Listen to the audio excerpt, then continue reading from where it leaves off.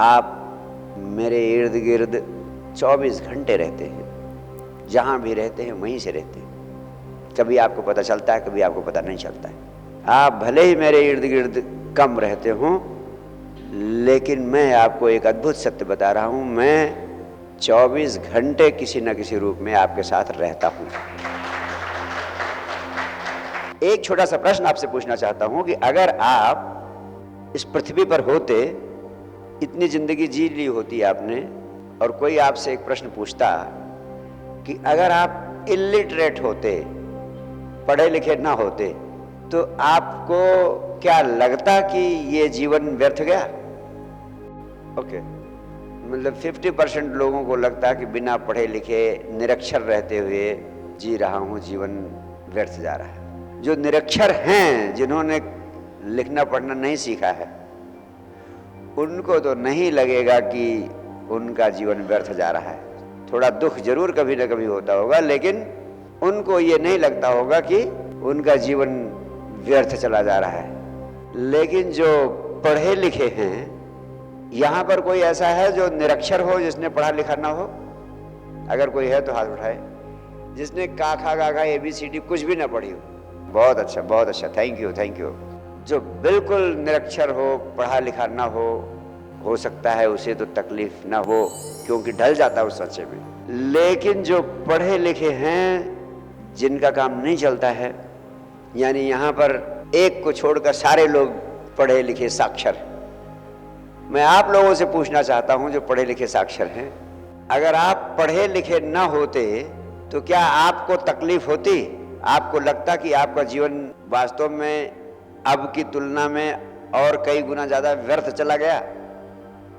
मेरा मानना है कि सभी को ऐसा महसूस होगा कि अगर वो पढ़े लिखे ना होते तो बहुत बड़ी संपदा से वंचित हो जाते। आप पढ़े लिखे लोगों से पूछ रहा हूं, आप में से कितने लोग ऐसा फील करते हैं कि अगर आप पढ़े लिखे ना होते तो इस संसार की बहुत बड़ी संपदा से वंचित हो जाते?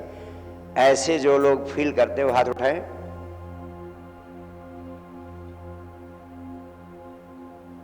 यानी 90% लोगों ने हाथ उठाया कि अगर वो पढ़े लिखे ना होते तो बहुत बड़ी संपदा से वंचित हो जाते।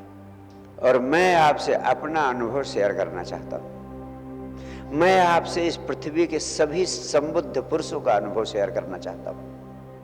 हम सब का कहना है कि अगर आप जिंदगी में ध्यान के अनुभव से ना गुजरे तो आपका जीवन ऐसे ही होगा जैसे कीड़े मकोड़े पशुओं की तरह पृथ्वी पर आए और चले गए।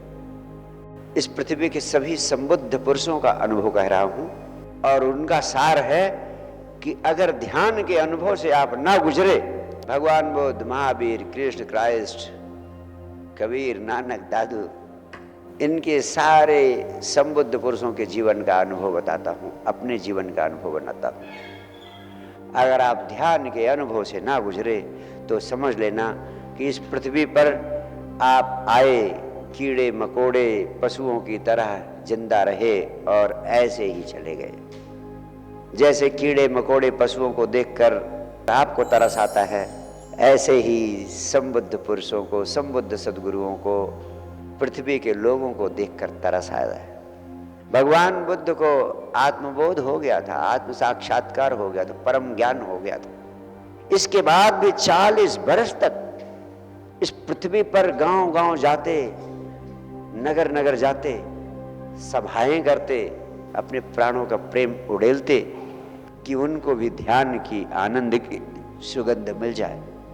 क्या आकांक्षा थी उन्हें? किस आकांक्षा से वो जा रहे थे लोगों के बीच?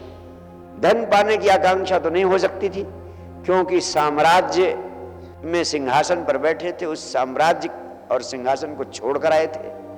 धन की लिप्सा होती तो साम्राज्य बहुत, पद पाने की भी आकांक्षा नहीं रही होगी, क्योंकि सम्राट से बड़ा और कोई पद हो भी नहीं सकता है, वो भी छोड़ दिया था। किस कारण वो शहर शहर, नगर नगर, गांव गांव घूम रहे थे? हम तो जहां भी जाते हैं 21वीं सदी की सुख सुविधाएं उपलब्ध हैं, रहने खाने पीने की कोई तकलीफ नहीं। लेकिन बुद्ध और महावीर जिन गांवों में जाते थे, सवेरे उठते थे सोकर तो देखते थे सारे शरीर पे मच्छर काटे हुए होते थे, कीड़े काट लेते थे, और कोई ना कोई शारीरिक समस्या, शारीरिक कष्ट उनको मिलता था। इसीलिए अपने वैद्य को साथ लेके चलते थे, इतने कष्ट झेलते थे। क्यों ऐसा किया उन्होंने? परम ज्ञान को उपलब्ध थे, कोई संसार की आकांक्षा थी नहीं, परम आनंद में डूबे हुए थे। इतनी पीड़ा क्यों झेल रहे थे? सिर्फ करुणावश, अथाह प्रेम से भरे थे। मनुष्य को दुखी देखते थे तो उनके प्राण छटपटाने लगते थे। ये बड़ी सरलता से आनंदित हो सकते हैं, बड़ी सरलता से इनको बहुत बड़ी संपदा मिल सकती है, बड़ी सरलता से थोड़ा प्रयास ये करे तो एक पशुओं की जिंदगी से मुक्त होकर मनुष्य का जीवन उपलब्ध हो सकता है।